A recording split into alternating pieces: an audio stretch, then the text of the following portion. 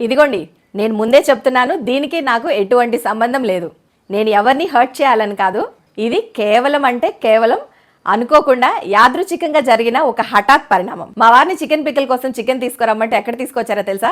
Alekhya chicken centre లో chicken ని చిట్టి చిట్టి ముక్కలు కొట్టించి తీసుకొచ్చారు. నేను ఆ అలేఖ్య చిట్టి చిట్టి చికెన్ ముక్కల్ని పికిల్ చేశాను. పికిల్ ఎలా చేశానో చూసే ముందు వీడియోని లైక్ చేయండి, ఛానల్ ని సబ్స్క్రైబ్ చేయండి. ఏంటి రేట్లు మరి ఇంత ఎక్స్పెన్సివ్? ఇది ఎక్స్పెన్సివ్ అన్నావంటే నీ అంత చీకింగ్ ఫెలో ఇంకెక్కడ ఉండడు.